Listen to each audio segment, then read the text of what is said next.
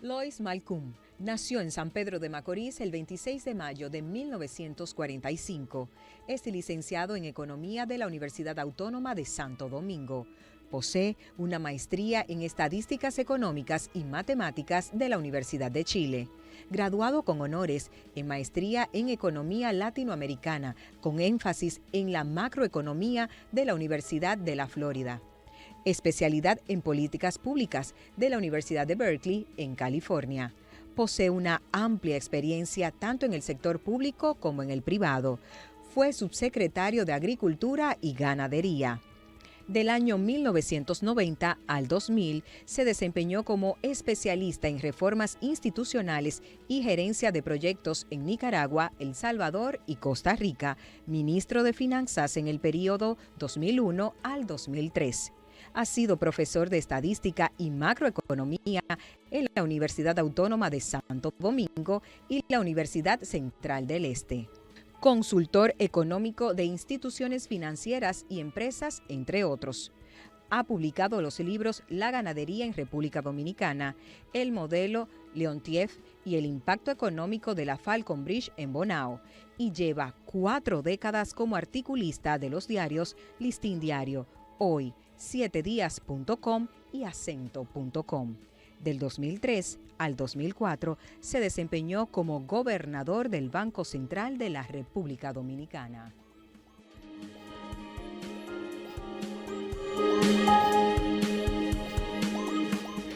Después de escuchar esa amplia hoja de vida, nos sentimos animados para hablar de las expectativas económicas para este 2022 con José Lois Malcolm. Ya han escuchado, pasado ministro de Finanzas, es gobernador del Banco Central, a quien le damos la más cordial bienvenida. Gracias, gracias, muy amable. Pues hay muchas cosas que conversar, pues después de un 2021 con algunas dificultades, el tema de la pandemia, el tema de la fiebre porcina, el tema de la educación virtual y todos aquellos asuntos.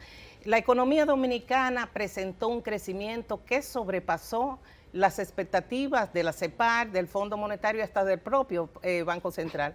¿Cuáles fueron esos fundamentos que dieron lugar a esa recuperación tan rápida y tan eficiente que ha tenido la economía dominicana? A veces la gente le busca una interpretación económica a todo, pero a ese crecimiento no se le puede buscar una interpretación económica, sino bien política. Yo creo que el manejo del quehacer administrativo de este gobierno es lo que ha hecho la diferencia. El cambio de paradigma, la transparencia, la confianza, eso es todo. Por eso la economía ha crecido así. No es porque hay una varita mágica o porque vinieron, ha habido una gran inversión privada, como pocas veces ha habido. Ese crecimiento ha descansado la inversión privada.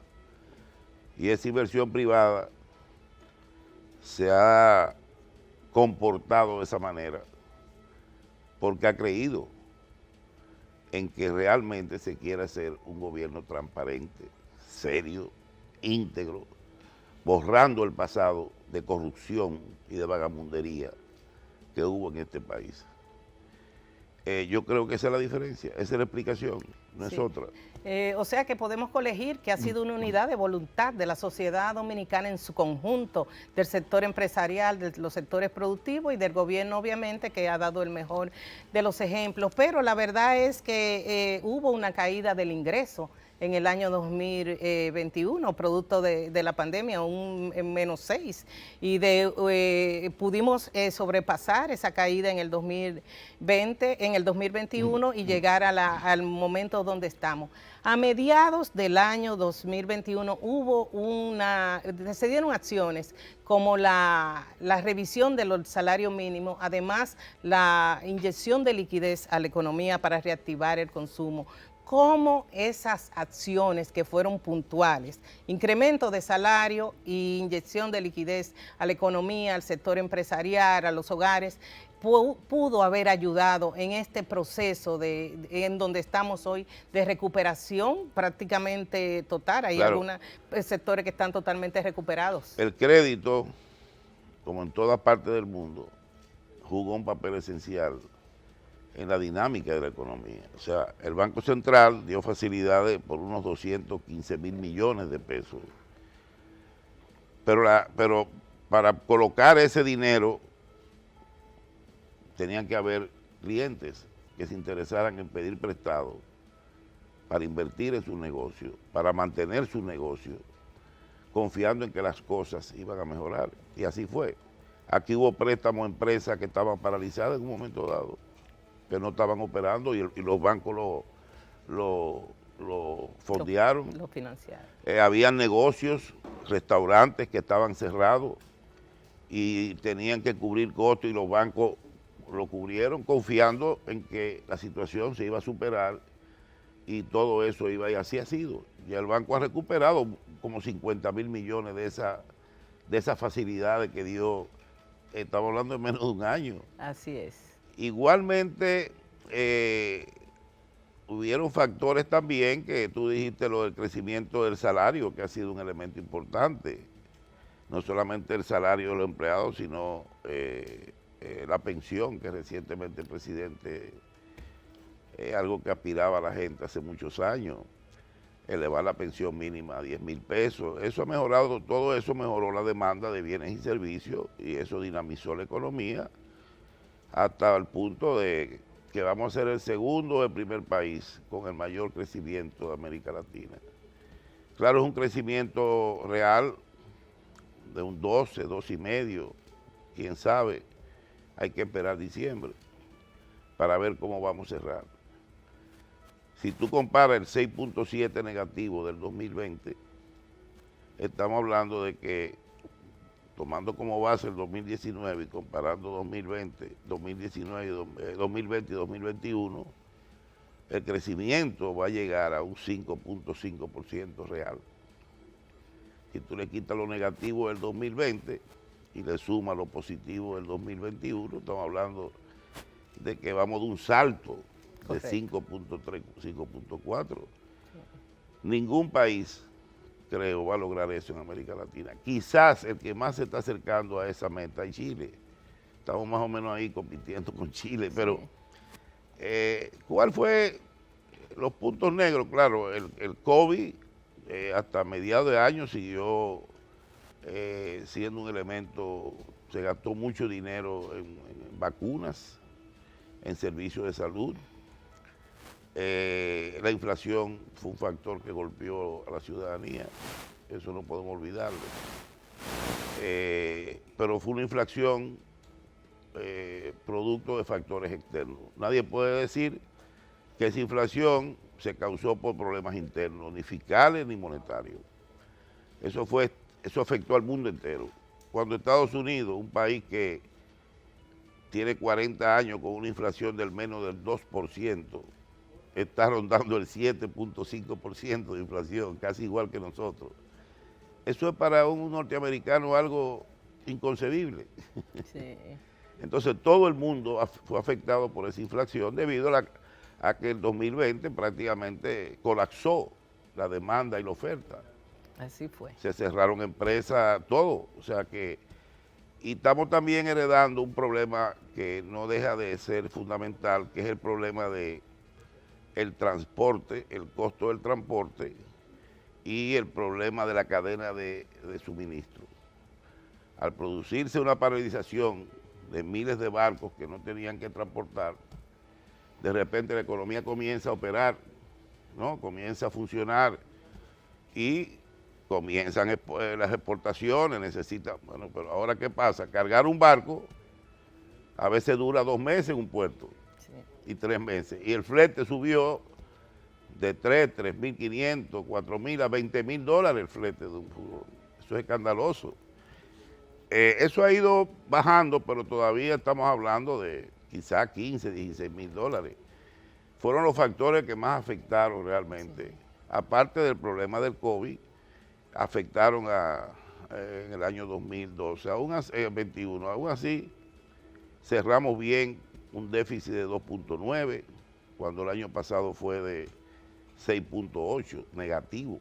¿Tú sabes lo que es de negativo 6.8 saltar a 2.9? Menos de la mitad. Así es, así es. En fin, yo creo que han hablado mucho de esos temas, ya el ministro de Economía ha hablado bastante de los resultados, el Banco Central hace su informe, el ministro de Hacienda habla de lo mismo. Se lograron, inclusive hasta la deuda externa, la deuda pública del sector público, no financiero, llegó a escalar los 57% del PIB. Sí. Por la cantidad de préstamos que se hicieron para financiar gran parte de todos los programas sociales, los fase 1, fase 2, fase 3 y otros programas que estaban ayudando a la gente a que no perdiera su empleo. Yo creo que eso fue un factor fundamental, pero aún así, si tú mides la deuda del sector público no financiero respecto al PIB, al mes pasado, estaba en 52%, la bajamos 4%. Así ¿Y por qué? Porque el crecimiento creció más que el endeudamiento, y eso hizo que bajáramos a 52, o sea, un nivel de deuda prácticamente, ojalá el 80% de los países del mundo tuvieran un 52% del PIB como deuda pública. Ojalá. Pero de hecho, la calificadora de riesgo, tanto Fitch como Standard & Poor's, prevén que para este 2022 la relación deuda-PIB será menos de 50%. Todavía podría. ¿Significa esto que tendremos menos endeudamiento o pagaremos menos por los vencimientos? Mira, el punto, va a haber un financiamiento neto este año de cerca de 2.000 millones más neto. Eso quiere decir que entre lo que tú vas a pagar y lo que tú vas a recibir de capital, vas a tener un financiamiento neto de 115, 120 mil millones, 2.000 millones de dólares, pongamos. Pero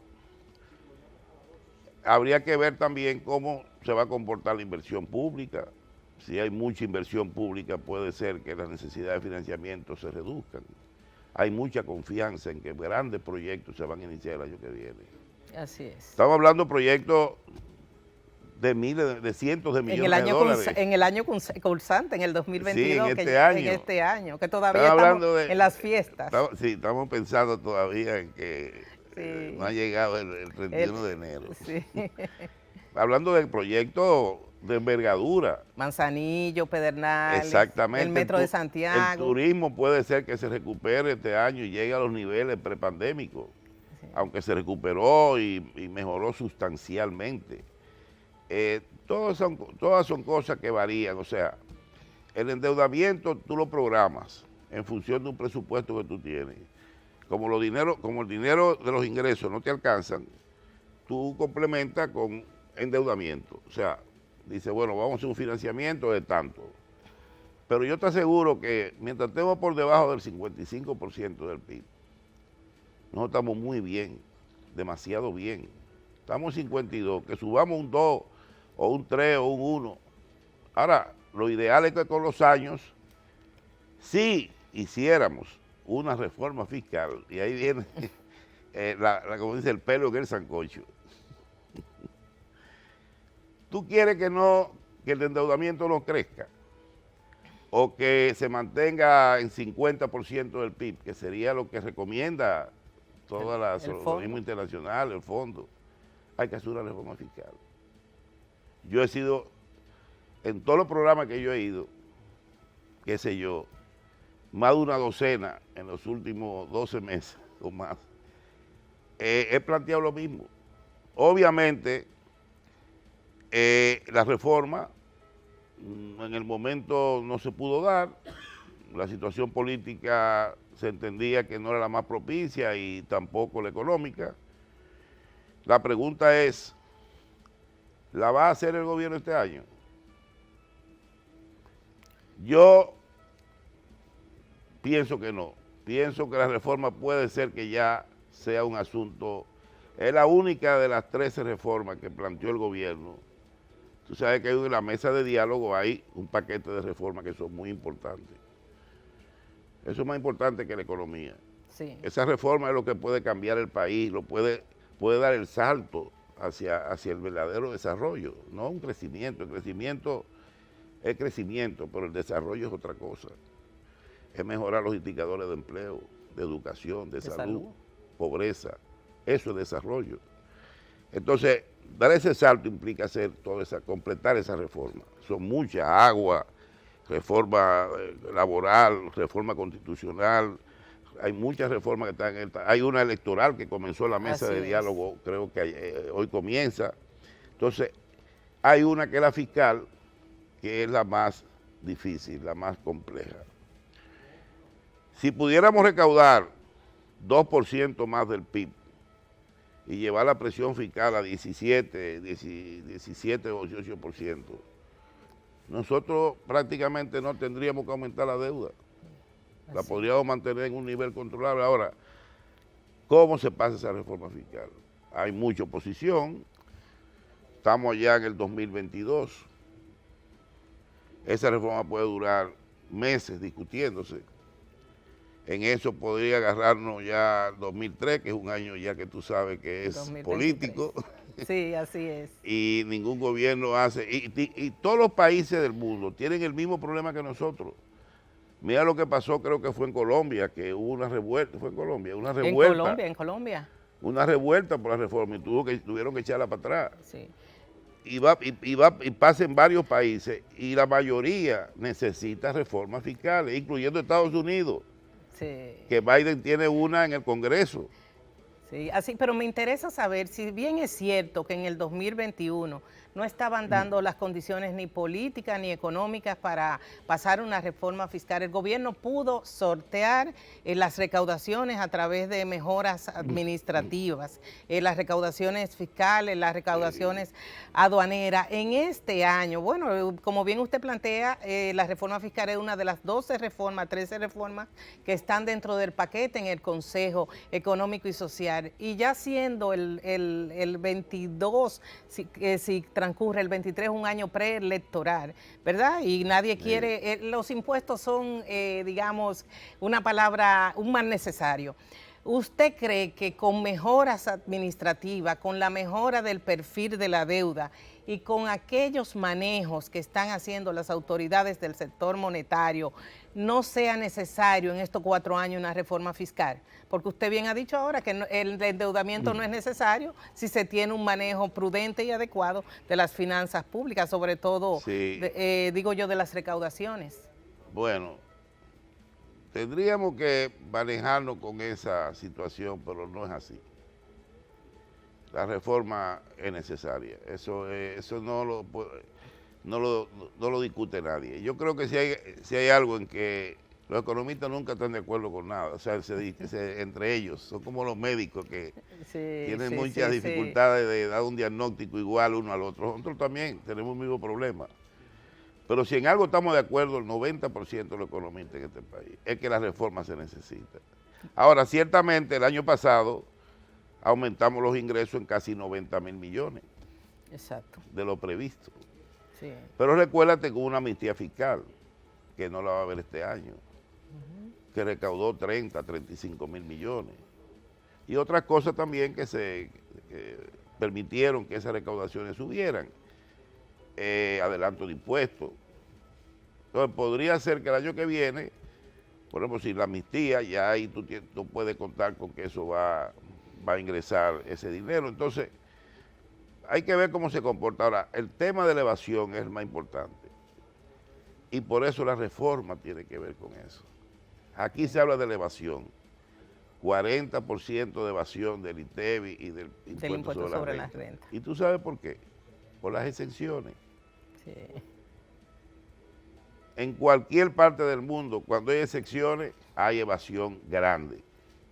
Sí.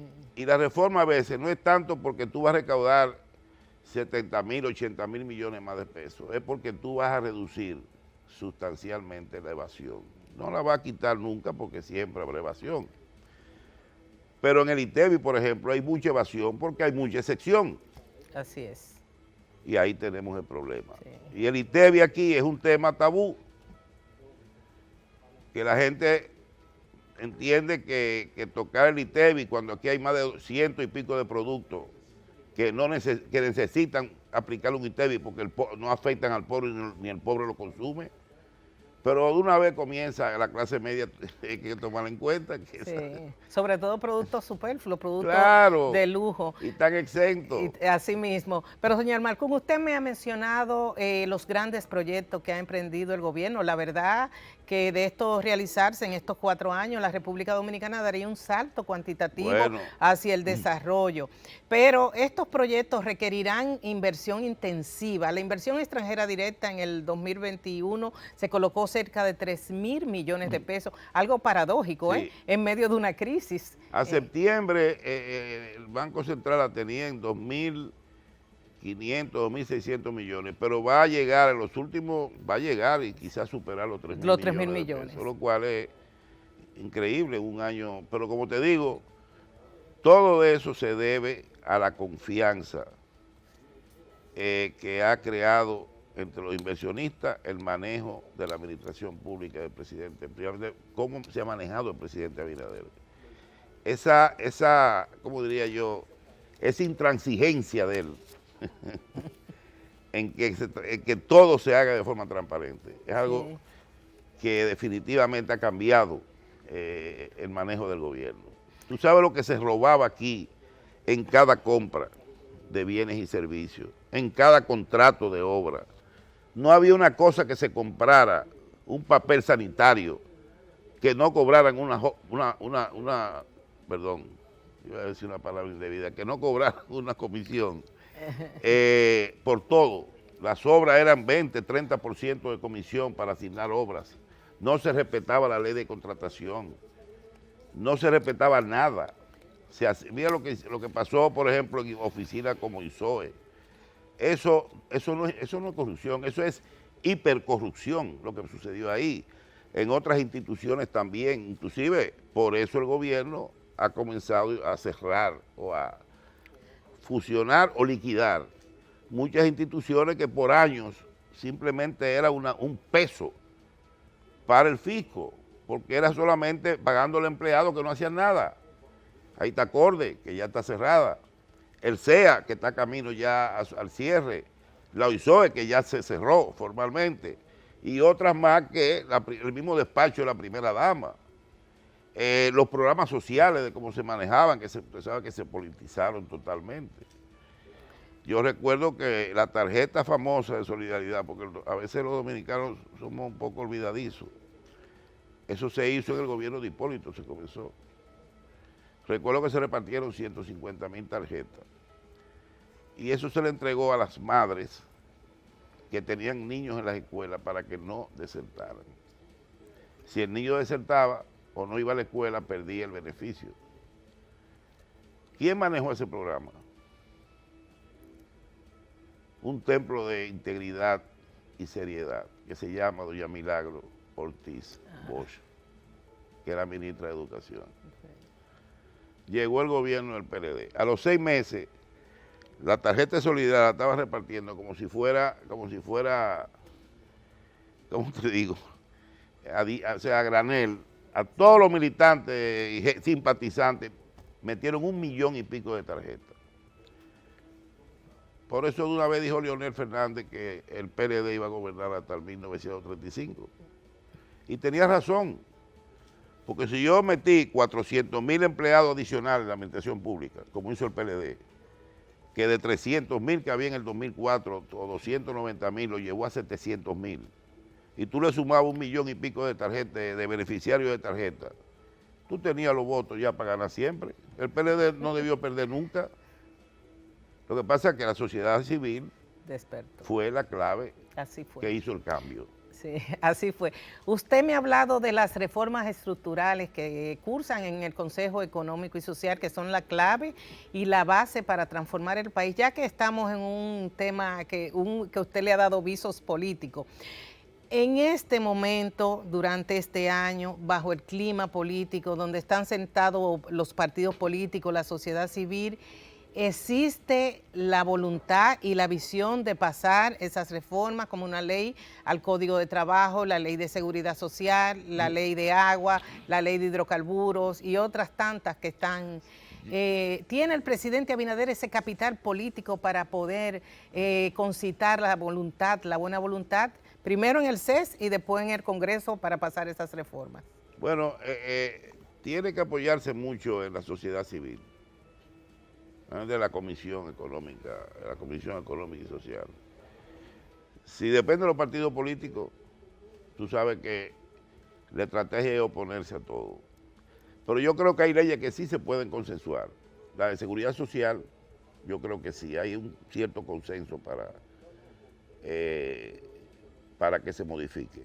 Eso yo entiendo que nadie se va a oponer. Sería un suicidio político que venga un partido y diga, no, tú puedes oponerte a ciertas con detalles, o sea, pero creo que esa ley puede pasar. La ley de agua también. Tiene 10 años ya la ley de agua. Sí, la ley de agua. Sí. La ley de agua tiene que también modificarse. Sí. El problema, la ley de agua, ¿cuál es? Abrir espacio al sector privado. Ahí es que está diría yo, el punto crítico. Porque mucha gente dice que no, el agua no puede manejar el sector privado. Bueno, pero hay veces que el sector privado maneja ciertos servicios muchísimo mejor que el gobierno y a menor costo.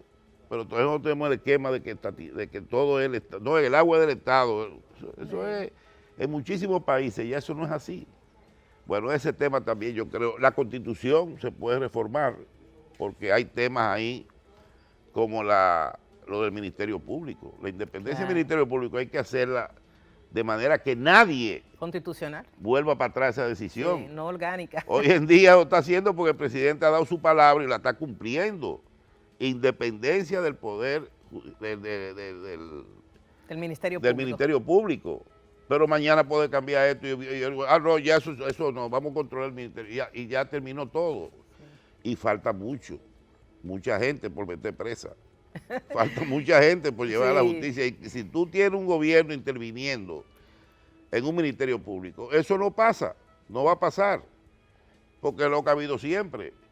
El consultor llama, o la procuradora o el otro llama al presidente, mira una llamada y ya ahí se murió todo.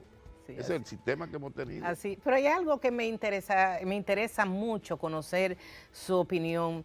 Uno de los sectores que fue más zarandeado durante la crisis, o que subsiste todavía la crisis de los contenedores, la cadena alimentaria, ha sido el sector agropecuario y con ello el sector exportador. ¿En qué posición nos encontramos en el sector agropecuario versus la exportación de productos agropecuarios, manufactura, en este año 2022? ¿Qué podemos esperar? Mira, este año, el año pasado, para resumirte rápido, el sector exportador, básicamente por zona franca, va probablemente a superar los 10.000 millones de dólares de exportación. Eso no quiere decir que la balanza de bienes y servicios no cierre en 7 u 8 mil millones negativos. Claro. Porque tú sabes bien que importamos más que lo que exportamos. Eso ha sido por muchos años, especialmente por la factura petrolera. Ese es el elemento clave. Además, el año pasado se sumó a la factura petrolera los precios de los alimentos. La soya se disparó, casi se duplicó. El maíz casi tuve las curvas de la soya, del maíz, eso es así. Sí, el sorgo, los aceites comestibles, entonces todo eso encareció bastante las importaciones y por eso la balanza comercial, pero las exportaciones se van.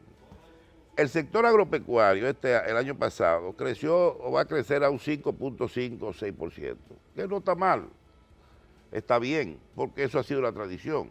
Quizá hubo años cuando hubo ciclones, que la agricultura se cayó, pero al otro año se recuperó, entonces el crecimiento fue un rebote, un crecimiento rápido. Así es. Pero normalmente ha estado en ese nivel.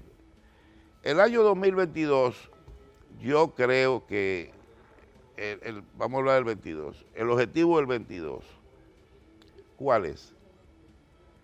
Bajar la inflación. Ese va a ser el objetivo número uno, no solamente de la política monetaria, sino también de todo el mundo, de la economía en general. Sí. Bajarla a un 5%, que es lo que está previsto. No alcanzó al 31 de diciembre el rango meta, que era 4 más o menos 1, más o menos 1,4. O sea, la meta del Banco Central para el 31 de diciembre del 21 era un 4% y no se alcanzó la meta. Imposible. Pero ¿cómo podríamos bajar esa inflación, motus propio como economía, como país, si la inflación es una inflación que pende sobre la economía mundial, sobre la economía global? Sí, hay dos formas. Primero, ya los productos, o sea, las materias primas alimenticias que te mencioné, sorgo, maíz, ya si tú ves el mercado de Chicago, ya comenzaron a coger un ritmo que puede ser que en unos meses ya se estabilicen, ya no van a estar a los precios de antes. El petróleo es el problema. Bajó a 70, ahora volvió y subió a 80, pero principalmente la inflación se puede controlar restringiendo la demanda. Tú tienes que frenar la economía este año. O sea, el crédito va a subir el precio del dinero, los préstamos van a aumentar la tasa de interés. De hecho, el Banco ya han Central hecho dos aumentos y van a haber más aumentos. Sí. O sea, el dinero va a ser más caro, lo que quiere decir que eso va a frenar la economía, va a frenar el circulante, y eso obviamente afecta a la demanda, y al afectar la demanda y el consumo, quita presión en los precios y los precios van a bajar. Eso lo va a hacer Estados Unidos igual. Ya la FED hace 6 meses dijo que a finales del 2022 era que pensaban aumentar la tasa de interés. Ya están diciendo que en el primer trimestre van a hacer el primer aumento. Se esperaba que fuera en diciembre y no lo hicieron, no ocurrió. Pero va a ocurrir ahora mismo. Y después van a volver a hacer otro. Sí, así es. Porque no tienen, la única forma de controlar el aumento es esa, en principio, o sea, quitarle presión y recoger dinero. Fíjate que ya la expansión cuantitativa ya se acabó. Así es. Eso nos va a afectar un poco en términos de las remesas. Tampoco las remesas van a ser el año que viene igual que este año, igual que el año pasado. Van a ser menos. Pero nosotros tenemos una ventaja, que tenemos varias fuentes de ingresos. El país ha logrado diversificar las fuentes de ingresos en dólares. Tenemos exportaciones, 10.000 millones. Inversión extranjera directa, 3.000 millones. ¿No? Tenemos el turismo, 6, 7, 5.000, 6.000 millones. Tenemos, hablé de inversión, zona franca, remesa, zona franca, exportaciones, en fin, en total el país recibía antes de la pandemia unos 30.000 millones de dólares al año. Y eso es muy bueno, por eso la tasa de cambio aquí se ha mantenido bastante estable. Y yo creo que eso no vamos a alcanzar ese nivel este año, pero ya el año que viene podríamos estar muy cerca de recibir ingresos en divisa por 30.000 o más de esa suma. En fin, yo veo el futuro de este año con un crecimiento menor, 5 o 5.4, con una tasa de inflación entre 5 y 6, los indicadores la deuda va a seguir siendo relativamente baja, no va a haber un gran endeudamiento, el déficit va a estar por debajo por un 3%. Sí, pero ¿y el déficit del sector eléctrico?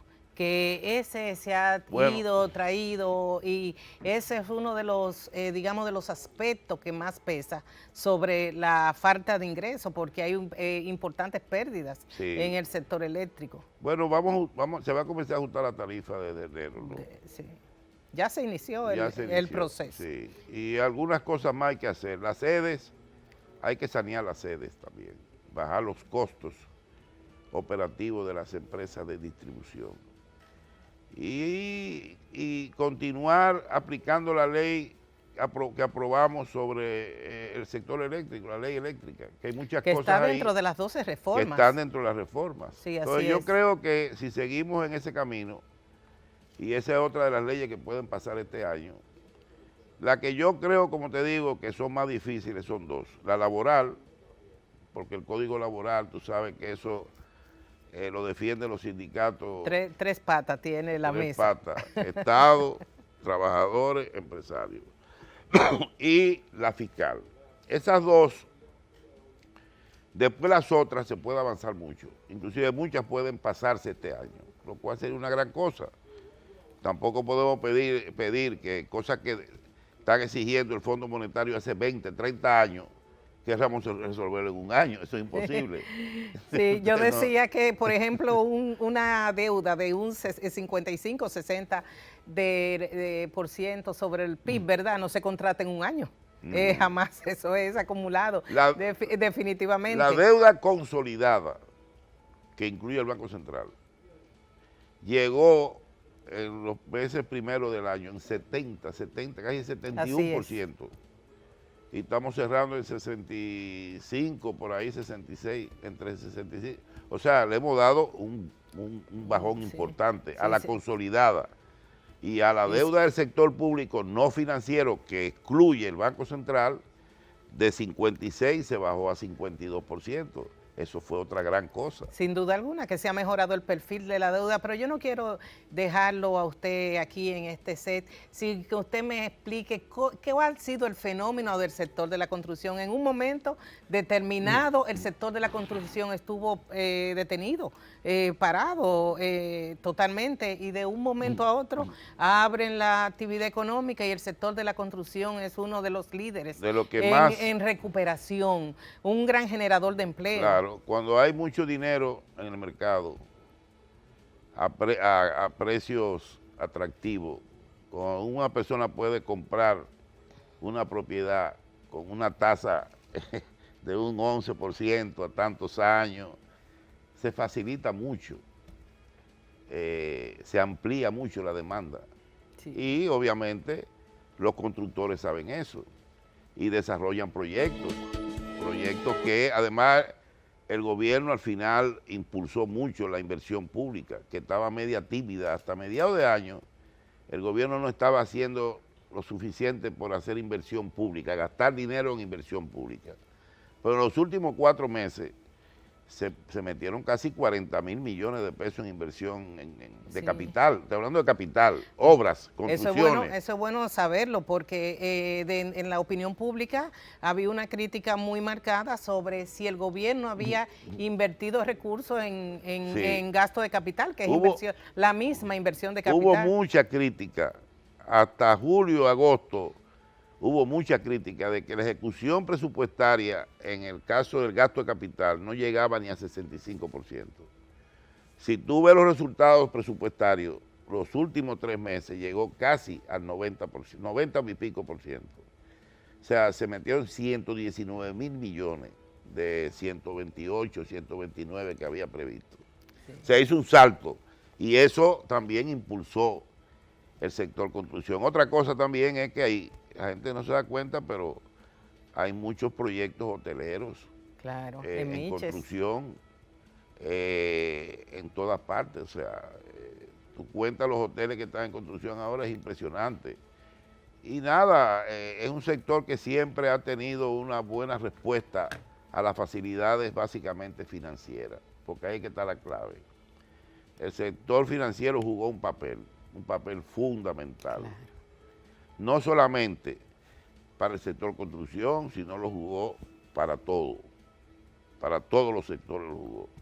El consumo de bienes, la gente compró bienes que necesitaba con unas tasas de interés muy atractivas. Los negocios pudieron sobrevivir gracias a ese financiamiento.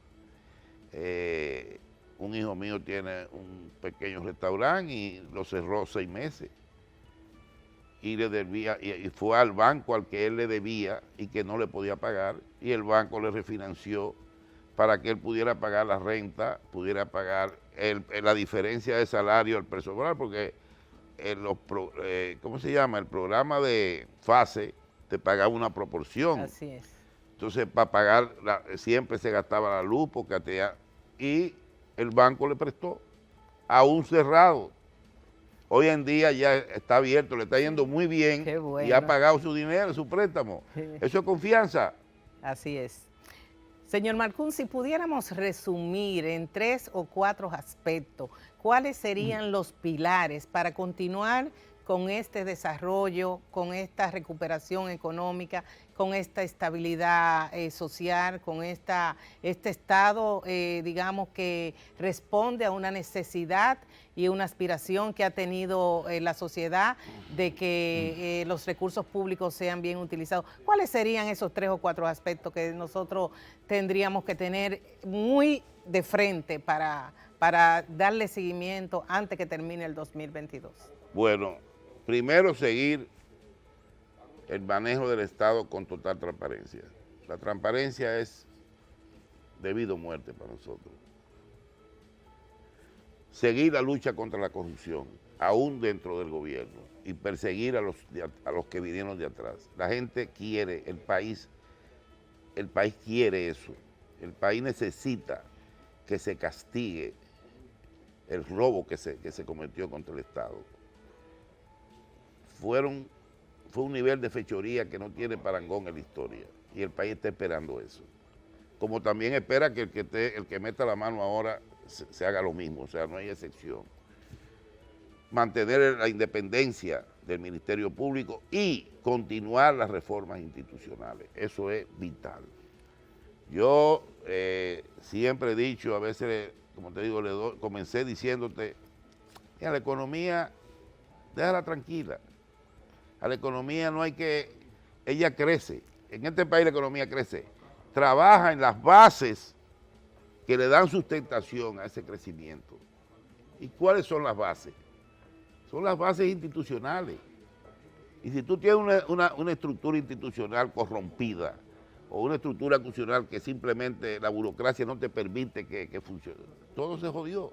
Entonces, si tú preparas eso, ya la inversión va a venir aquí. Claro. Que van a tener quizás que decir a algún inversionista, espérense. Señores, ha sido una entrevista de lujo que hemos tenido en el segmento económico de esta mañana. Muchísimas gracias a José Lois Marcún, pasado gobernador del Banco Central, por acceder a nuestra invitación. Seguimos con el contenido de esta mañana.